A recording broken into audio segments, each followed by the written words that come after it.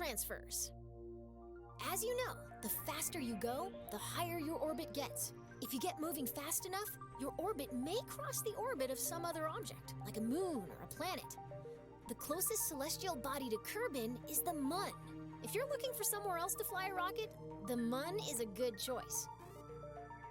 The real trick to getting there is timing your departure so that the Mun captures your vehicle at its highest point. If you mistime your departure, you may miss the Mun entirely, which creates a lot of paperwork. Let's assume you've left at the right time and the Mun is there to meet you. As your vessel approaches the Mun, it enters a zone in which the Mun's gravitational influence on your orbit is stronger than Kerbin's. This zone is called the Mun's sphere of influence. You've had to go very quickly to escape Kerbin's gravity, much too fast for the Mun's low gravity to capture you. If you don't slow down, your vehicle will speed past the Mun and be flung farther into space. Remember what I said about paperwork? Once you're in the Mun's gravity well, the best way to slow down is to fire your engines backwards until your trajectory becomes a nice, stable orbit. Now you're a moon of the Mun! Ha! Okay, nice. Von dem Spiel hier?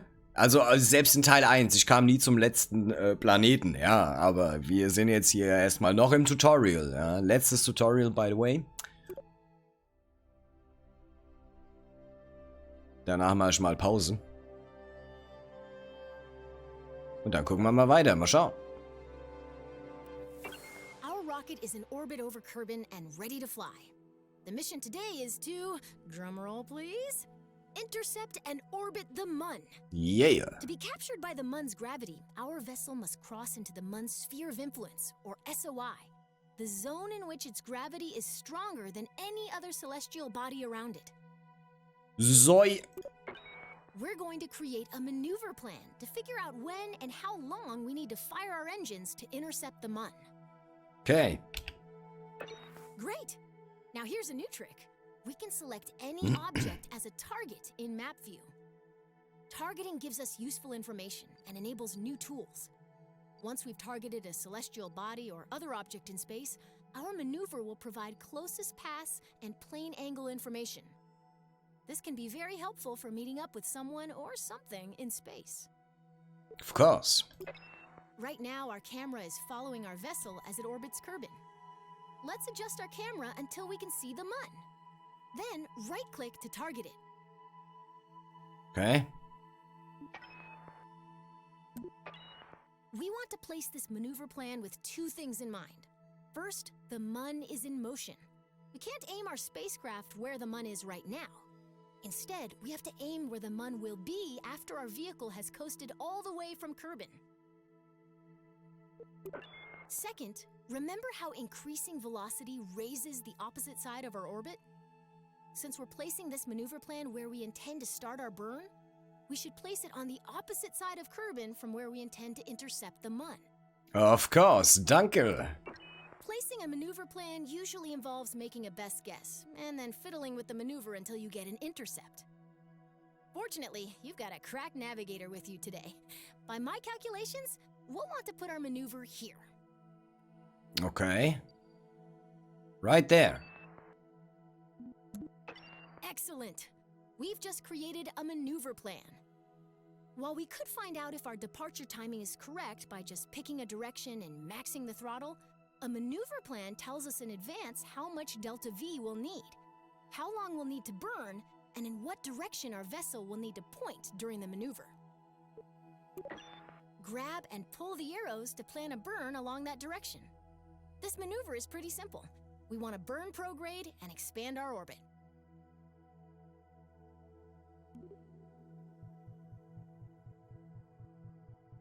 Of course. Faster? Way faster, Alter. Okay. Nice! That maneuver event towards the end of your trajectory is exactly what we're looking for. It tells that if we execute this plan, we'll intercept the Mun. If a maneuver looks right, but we're not getting the intercept we expect, we can change the starting position of the maneuver by grabbing and dragging the middle of the maneuver plan along our orbit. It's very common to refine a maneuver plan by adjusting both the position of the maneuver and the direction of the planned burn. Ja, ich weiß. If we don't want to maneuver at all, we can delete the plan, either by right-clicking the gizmo and selecting delete, or through the burn timer. Okay. Maneuvers are invaluable when leaving Kerbin.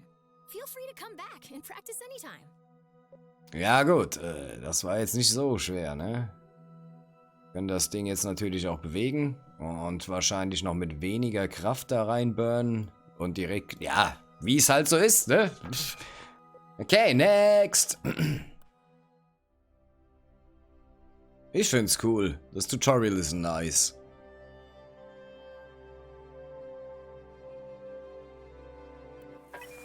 We've got a maneuver plan that intercepts the Mun. Now we just need to execute that maneuver and fly to the Mun ourselves. Yeah! Okay, map view, blocks. Whenever we have a maneuver plan, a burn timer will appear.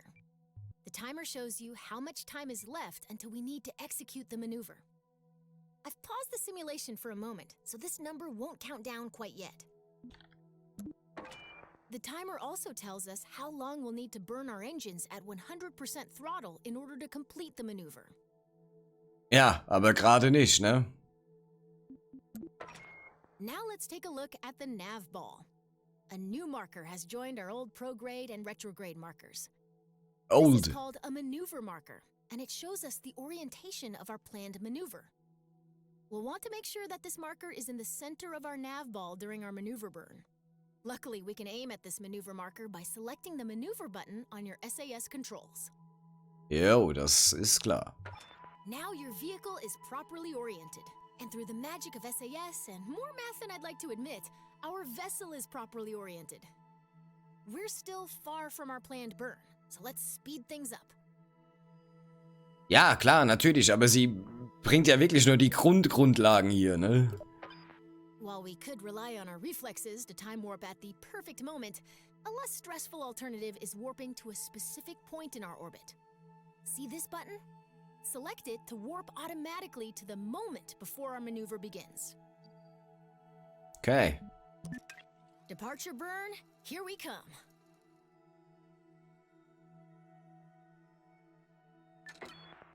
Great!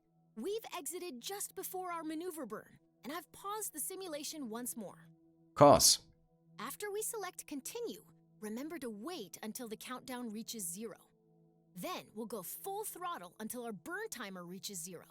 Then cut the throttle quickly to avoid overshooting our target. Yo.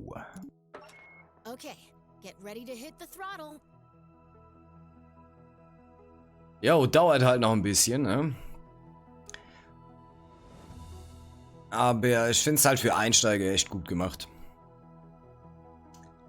Get ready to hit the throttle. Jetzt wird es auch gleich nochmal einen Countdown da runterziehen wahrscheinlich. 4, 3, 2, 1 und so.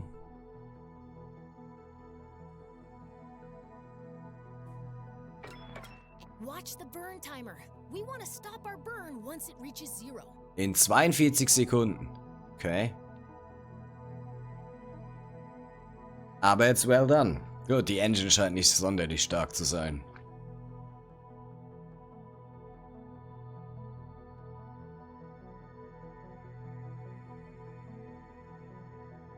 Und es dauert. Aber eigentlich geht's noch sogar. Das ist schön gemacht.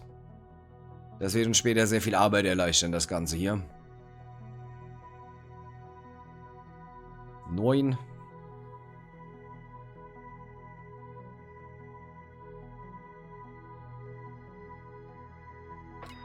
Everything. Great work! You've successfully executed a maneuver, and now we're on our way to the Mun. That's nice. Okay, next.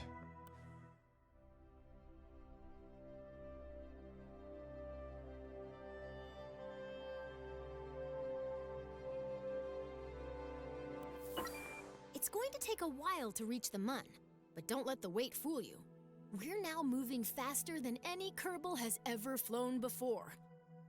When we enter the Mun's sphere of influence, we'll be going way too fast for the Mun's gravity to capture our vehicle. Jo. To orbit the Mun, we'll need to burn retrograde once we're inside its SOI, or sphere of influence. This will slow us down enough to keep us from being whipped into interplanetary space. Vielleicht wollen wir das aber. Okay. Let's start by time warping until we're within the Mun's sphere of influence. That's the sphere within which the Mun is the primary gravitational influence on your vehicle. Let's get a little bolder with our time warp this time. Okay. Farewell, Kerbin. We'll miss you. Bye.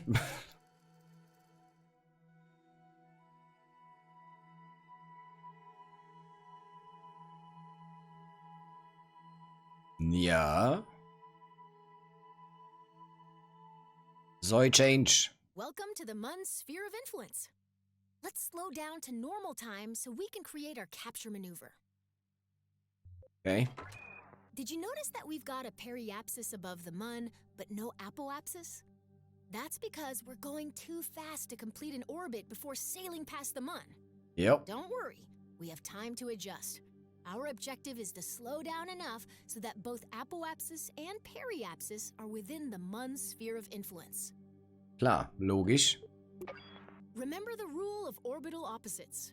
Because we want to lower your apoapsis, we'll need to place our maneuver plan at the periapsis. Let's get started.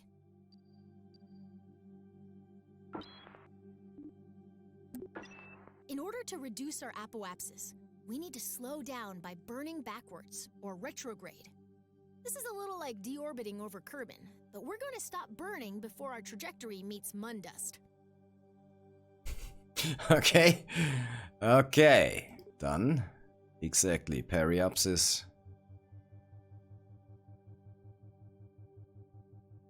Easy. Maneuver plan set. Next up, let's make sure we're pointed where we need to be. Of course. If the maneuver is right and we're pointed in the right direction, now we need to time warp to the right position. And we're on our way. Yo, we are. Almost there. When the countdown reaches 0, throttle up to start your capture burn.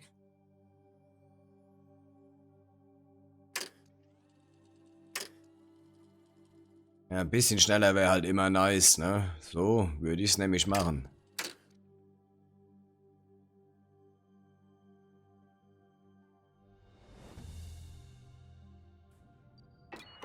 Keep burning until the burn timer reaches 0. Shut the engines now. We have an orbit. Fantastic. That was some fancy flying. Looks to me like you're about ready to try this for real. Ja, already did, aber okay. Das war's, letzte Tutorial, aber da wir jetzt schon mal hier sind, können wir uns das Ganze natürlich wahrscheinlich auch angucken. Moment, Retrograde is the Moon, wo ist er denn? Sind wir so weit weg? Moment, wir gehen auf Retrograde, wir haben da runtergebrannt. Also, müsste er eigentlich hier irgendwo sein, wo ist er? Da. Hi, Moon. Okay, das war sweet. Na, well, alles klar da drin. Könnten sie auf eine EVA schicken, aber nein. Tutorial beendet. Nice.